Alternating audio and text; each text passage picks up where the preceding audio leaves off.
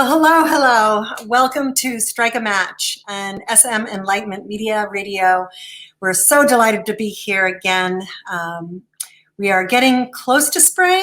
It is still March, but I'm going to dress like it's April. So welcome to the show.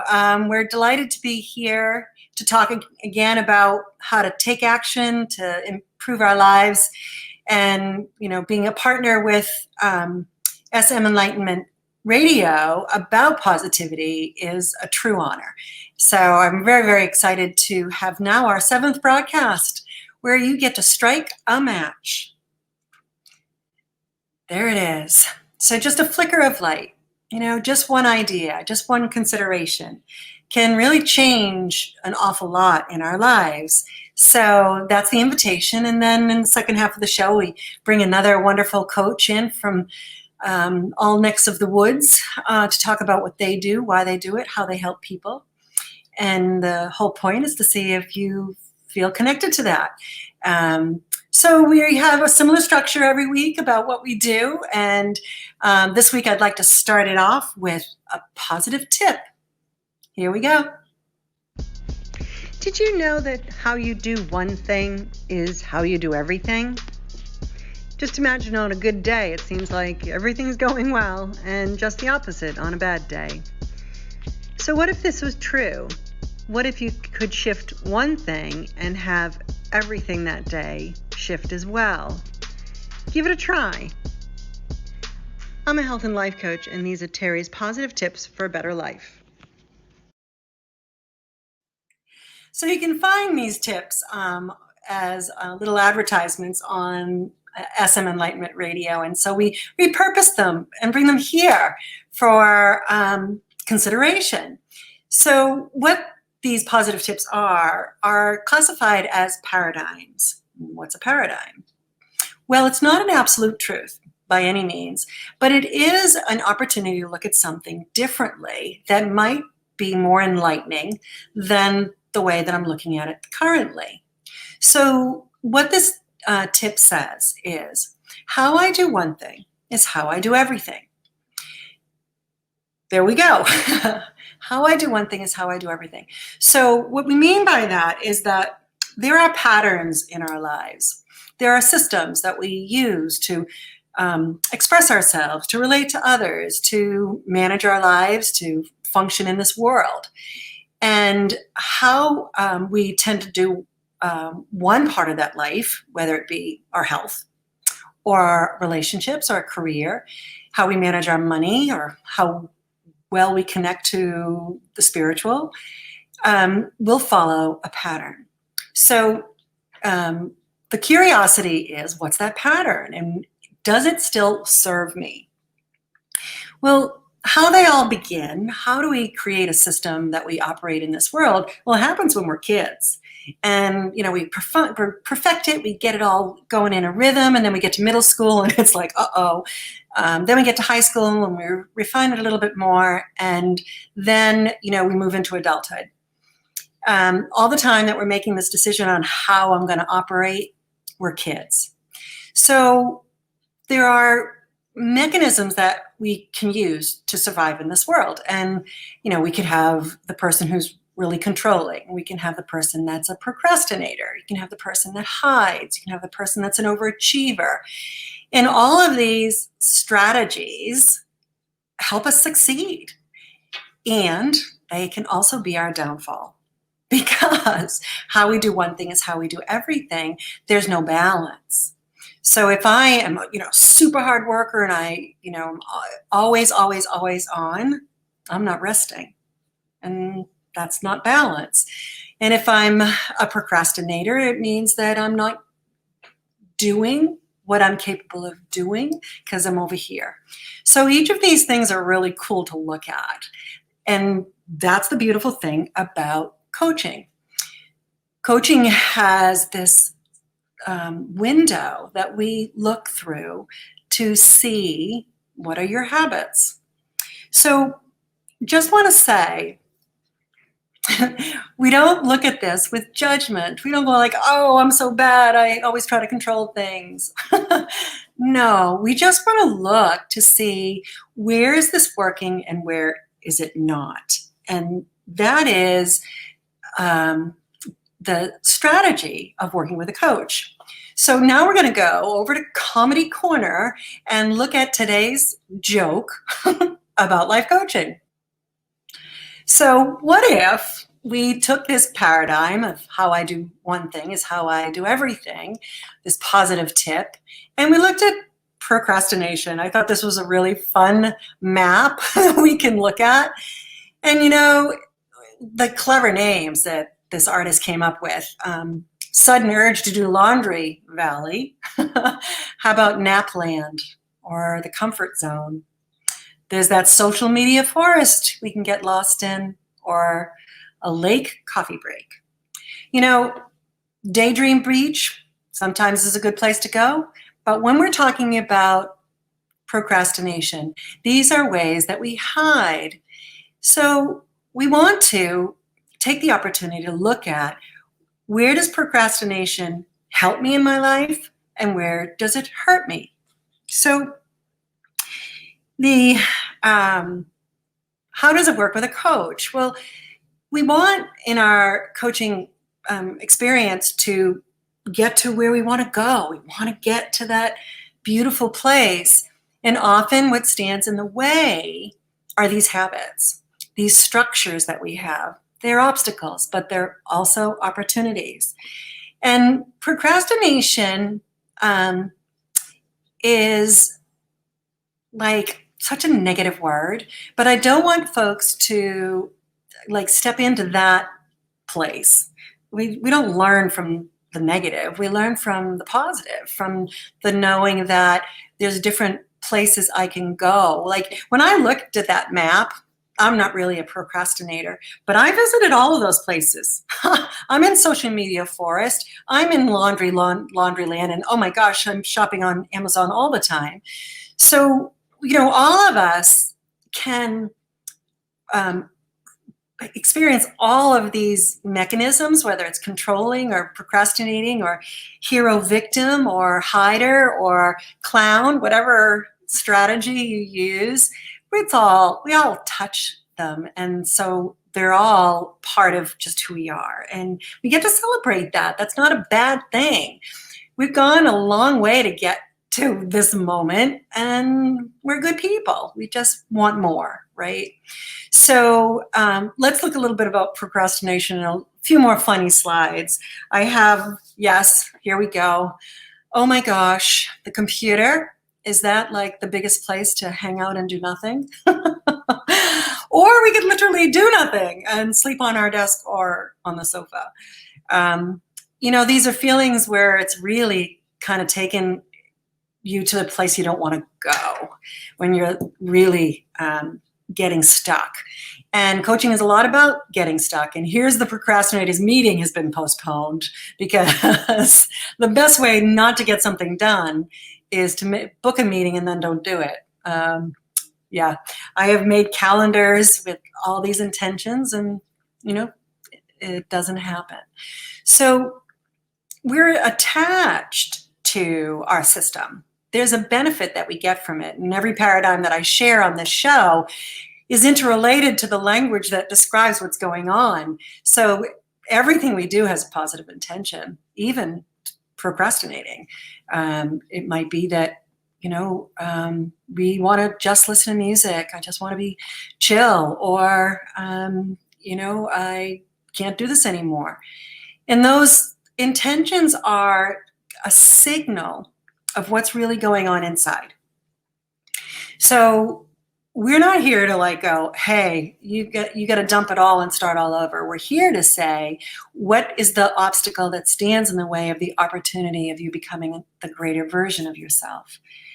And together we map that out. It's a collaboration, because the beautiful thing that I believe about coaches is that we hear what you don't say. Well, I probably say that every week. But what it means is that you can be sitting on the other side of this Zoom call and be dead silent. Yet a coach is in tuned to know what that means. and can ask and offer ideas that are fitting to what you're actually feeling. Life coaches help you brainstorm. Now, this is one of my fun facts that comes from the HuffPost digital magazine. It's my version, what my fun fact for the show is, and it's a wonderful one because this is what I'm saying on how this all progresses. Bring that right back up. So here we have this young boy who just is delighted with his idea, right? So we have that gift of being able to identify and collaborate on that aspiration. But we also uncover the habits that hold you back and add new strategies to make your dream come true. Coaches are not there to tell you what to do. We are partners in generating new ideas for businesses, health, and personal relationships. The reason I bring this fun fact to the audience is that these aren't my words. This is another life coach, Tom Cassano, a contributor to a publication, the HuffPost. And so I wanted to let you know that if you want to validate some of the stuff that I'm talking about, it's out there. Just Google it. But what's true is the wonderful relationship that a coach and client create to overcome some of the things that we just can't do on our own, especially when how we do one thing is how we do everything. How are we going to interrupt that? So a coach will allow for that pattern to show up, for you to be able to safely look at it and not feel horrible, but to maybe laugh about it, joke about it, look at how frequent it is and how embarrassing it can be, or how much you regret it when it's over, or how useful it is because you get things done or you don't get things done and that's what you'd rather do. Changing habits doesn't come from white knuckling it. It doesn't come from deciding I'm just not going to do this anymore. I'm not going to get angry. I'm not going to be late, whatever it might be. It doesn't come from a decision. It comes from understanding the need we have to have that behavior. What does it do for me? Well, yes, it's a habit. It's rooted in an understanding that I have about myself. So if we look at when we do, not if, when we were able to safely go to that place of where you were, when you started deciding how these things were going to play out for you and what habits you were going to incorporate into your life. And then we played with them. We lived in it. And so then we come to the point where we're like, okay, this isn't working. So the matter of what obstacle stands in your way, that element is really important because we can't let go of something we don't know we're doing. And we can't let go of something that isn't serving us if we're not going to replace it with something more authentic, more useful, more positive, and we're not going to change our mind and our behavior without practice, without accountability. So how my coaching model works, and I love to share this each week, is that in each of the sessions, I have 12, there's a spine. And the first is to step back and see the big picture. Let's be okay with the fact that I'm a control freak or I'm a procrastinator. Let's step back and see the truth. And then we look at letting go. Okay. But then we have to take action. We have to say yes to what is new. And we do that with an experiential exercise that shifts the current space that we're in and takes us to a new space, which is the new idea. So you have practice with that. And experiential exercises are the things that really make the difference. Clearing the clutter, mental rehearsals, understanding sabotage. These are all the toolbox to the habit transformation that we're looking for. So then the last part of that all is the support and accountability. So we can do really well on our own. but we do better together. I have clients that will take snapshots of the before they start an exercise and the after. And I'm not saying physical exercises, these are mental rehearsals. And they'll be like, oh my gosh, it was huge. And so that's the support and the accountability that says, I'm going to do this. So I'd like to share with you something that's pretty amazing. So I know that we all have a story. And it's all important. Every story is important, but some of us get to write it down, not because we're special, but because that opportunity came. I had a friend who invited me to collaborate on a book, Hope is for Always. And I've said this before in previous episodes, I've always had this story in my head. It was called Direct Dial. And it's about my sober journey. I'm sober 18 years now. And along the way, extraordinary teachers showed up. And they weren't teachers. Well, one was, Catherine.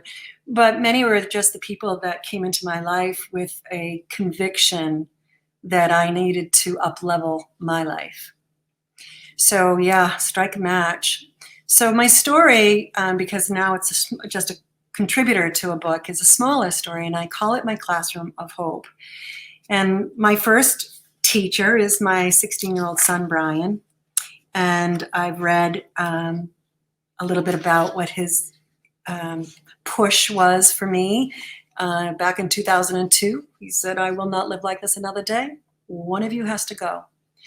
And we were living in a alcoholic, drug addicted family with violence and anger and chaos. And Brian was 16 and he was saving his life and he enabled me to save mine. And so what happened was my story and my system and my habit was hero victim. And it had to change. It was destroying lives, not surviving the way that I intended it. So I wanted to just go to another mantra. So my book has mantras in them about each story. And, I'm a faith-based person. My recovery is faith-based. And so there's connections with the spirit realm in my story. But one of the most beautiful things that I experienced was this Catholic thing that I did called Crescio. At 3 months sober. You're supposed to have 12 months and be divorced, and be married. And I was 3 months sober and divorced. So, but what I learned from this experience of understanding a little bit about Christ was that forgiveness is enormous. And I did talk about this last week. So I'm going to go to another one. I'm going to go to this one. Another beautiful, beautiful person. Sister Maurice. She was a nun from the Bronx, a sober nun from the Bronx. And she would give retreats all across the country, and she never got on a plane. She drove everywhere. And she was a marvel in our lives for decades. But she told me, it is a woman of strength, a woman to be admired, that addresses her lion's den and lives with intention. So what was happening at the time that I went to that retreat is my family was insisting on an intervention, not for me to get sober. I was already sober, but I wouldn't divorce my husband. I was too scared. And so they did this intervention, and I went to Sister Maurice, and I was like, I'm too afraid. And that was my lion's den. And what these teachers did for me in this 18-year journey is that they kept pushing me and bringing me and allowing me to discover who I could be when I didn't want to. And the reason I love coaching is that it takes so many of those challenges that we experience in our journey, good or bad, to move the needle. And when we come to a coaching model, it's a rapid pace. It took me 18 years, 15, to really get fully embraced in abundance. And as coaches, we can do that with you in 3-6 months. And so that's why I love the passion of coaching and how our personal experience brings extraordinary value to what we do as coaches. I'm a family life coach. I care about families. Mine was broken. I want to help families that feel the same and elevate their togetherness, their individuality. So Hope is for Always is many stories of people's journeys in this life about really coming to the place of hope and sustaining it. So if you'd like to find it, you can see it on Amazon. You can send me an email, terryfinneganlynch@gmail.com, and I'll send you a signed copy if you'd like.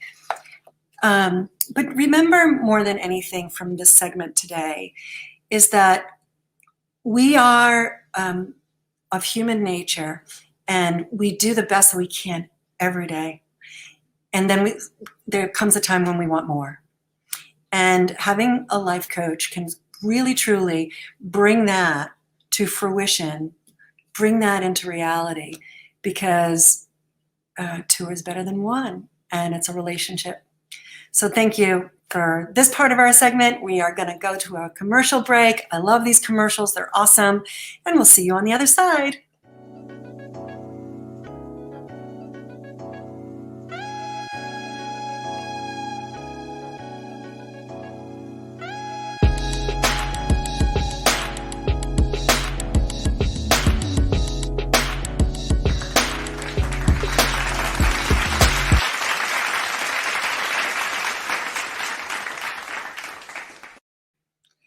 Oh, welcome back.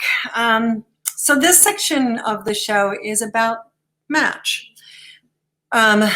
So we encourage you to consider, is there an action you can take? And then we want to introduce you to coaches that are in the wheelhouse of positivity, health and wellness, life change. And the thing that I want you to watch for in this part of the show is the rapport.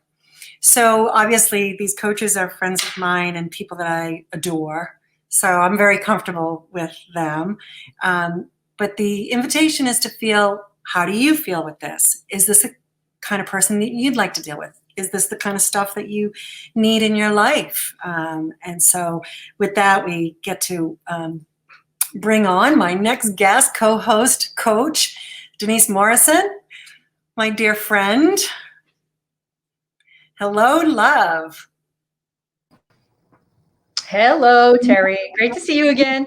Thank you. Great to see you too. So do I mention that your brother, Frank, was my second guest?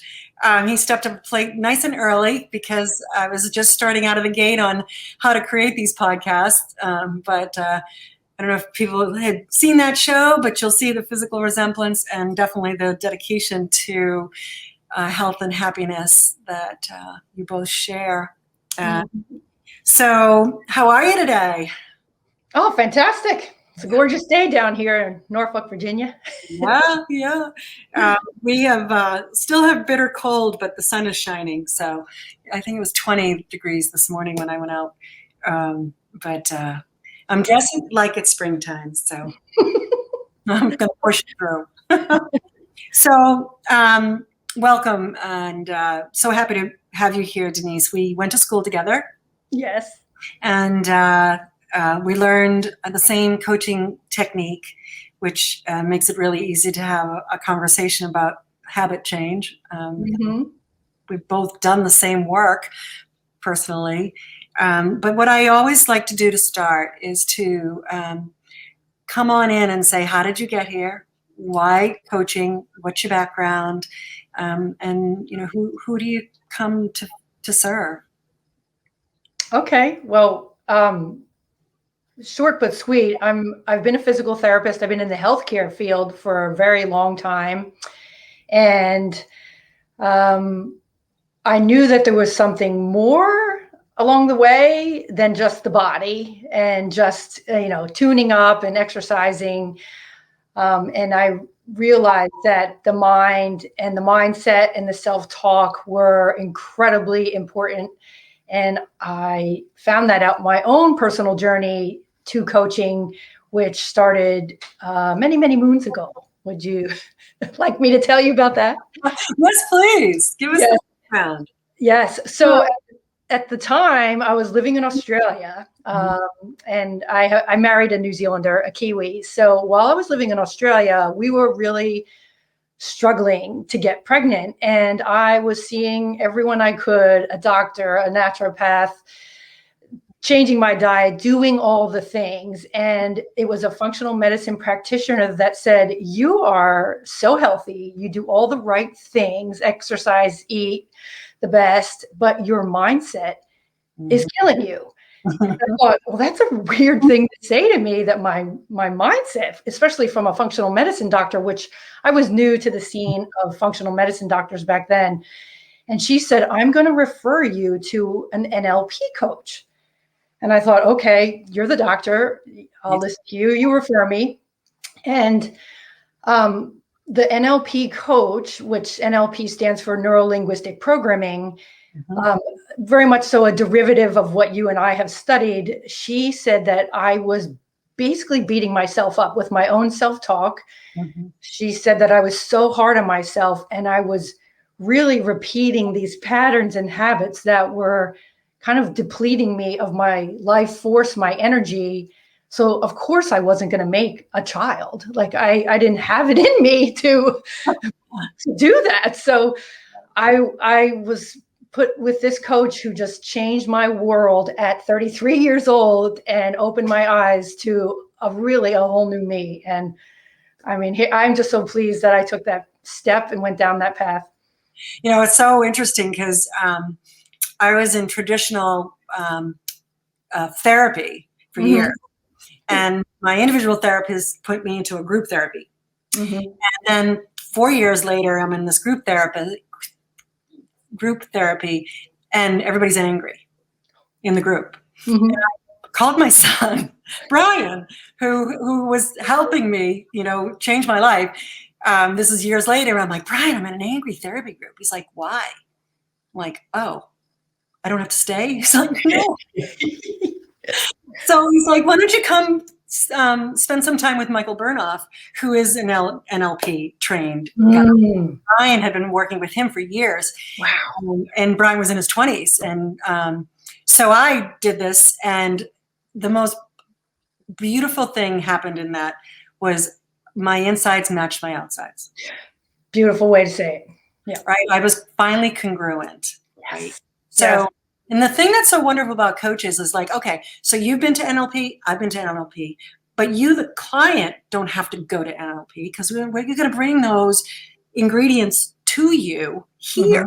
So I think that that's what's so extraordinary about our journeys being rather long. Yeah. But when we come here, we're bringing that much more experience. You know, I have 12-step recovery. I have Reiki. I have nursing school. I have, you know, the NLP system. I have all of these teachers, and it's like, here, what tool do I need to help you move the needle? Right. Yeah. Yeah. So, so tell me, you're still doing the physical therapy. So how are you working the coaching model? Well, my coaching model is in packages of experiences. I don't like to call them sessions because it doesn't end after that timer goes off, so to speak. It is an experience that they can go on with me from 6 weeks to 6 months and more if they desire. But I'm their guide. I'm standing by them from when we talk until they feel complete. And we interact with each other through email, through Voxer, and we have our sessions, of course. And, you know, I love to use my action steps, which my clients call homework, but it's super powerful in continuing the growth every single day after we leave that one-on-one conversation in a similar way that we're talking now. Right, right. So do you work with physical therapists? Who are the people that find their way to you? Well, I have a large presence on social media and a website and through word of mouth, but mostly I have been working with women who have also suffered trauma or abuse like myself, and then found themselves repeating patterns of addictions or emotional eating like me, basically self-abusive parents. And when we work backwards, we also discover that they too were being abused or traumatized somehow, that imprinted them, and that became their survival mechanism in life. So I mostly work with women in that area. Sometimes men step up. Yep. But yes, it's those are the folks, and they're usually professional women that have been pushing too hard and trying to overcome some way of feeling about themselves or some sort of limiting belief, and then they find me. Yeah, that's great. Mhm. So one of the things that I like to ask each coach, because I've gotten different answers from each time I've asked, is what is the number one reason people call and talk to you but then say no? They do not believe that they can make a change. Like they really don't believe it. And I get that because I was there. Their value, their self-esteem, and their confidence is so low that the possibilities, they don't even see them. So yeah. Yeah. So that same person who says no comes back. I have two clients right now that have known I do this for 2 years, just joined me in January. Mhm. So there were a long period of no, right? Yeah. So if your people have said no and then they say yes, what's that transition? What's that shift that they find they Yeah. can success? Beautiful question. They really know me by then, and they trust me, and considering their backgrounds and the work what I do, they feel that I am a safe person, that they can speak to me. I will not bring them harm. I am there to love and support them. No judgment, just a loving heart of curiosity. And after they've seen me on social media and we've had a one-on-one coaching kind of call, so to speak, they've gotten to experience time with me, then they're like, sign me up. Well, that's the rapport that Yeah. why we call this strike a match. Yeah. It is holding space. I call it when Mhm. someone is in doubt, that is not yet, versus a hard no.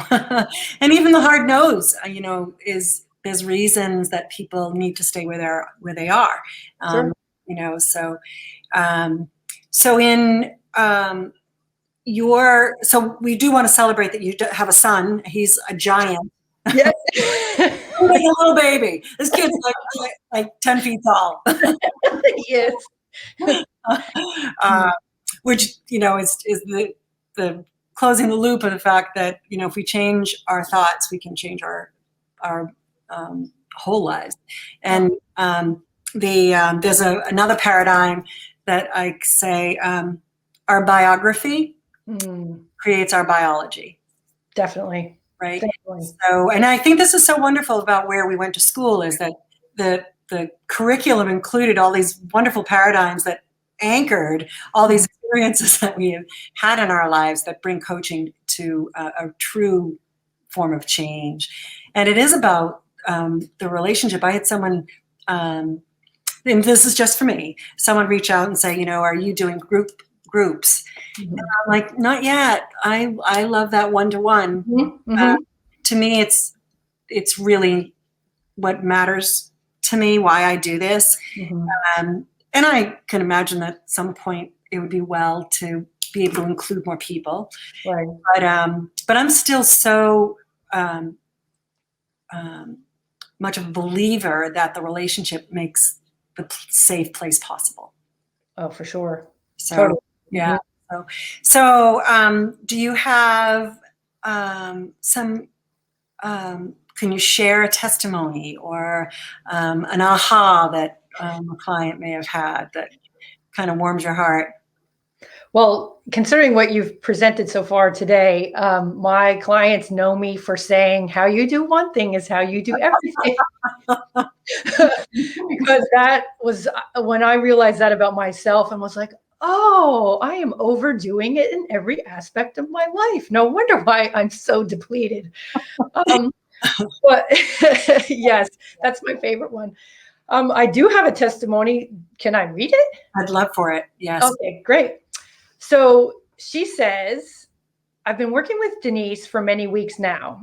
She's helping me improve my life, changing my negative thoughts and feelings about myself.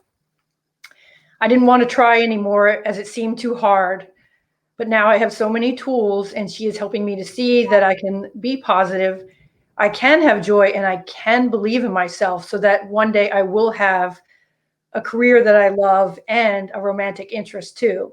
Denise has definitely made a huge impact in my life, and it's nice to finally have hope even at 46 years old. I know. I got sober at 45. Wow. Yeah. See? Yeah. And the funny thing, I really want to express this to everyone. Wherever you are right now, it doesn't mean that it's a failure. Mm. Like we've worked really, really hard to get to this moment in time with all our, personality and life experience and, this road versus that road. And I think that's a beautiful thing that we get to do as coaches is celebrate all those parts of the story. That's right. That we authored, but some of the story was written by other people. Yes. And we had to live it out, right? Yeah. So I love when a coach has captured a marvelous name for their practice. And I use my name, Terry Finnegan Lynch. I know you use your name, Denise. Do you use Denise Lynn Morrison? Most times, yeah. But your company, Intuitively Unique Coaching. I mean, what a great name, and it says so much. So tell me more about it. What does it mean for you?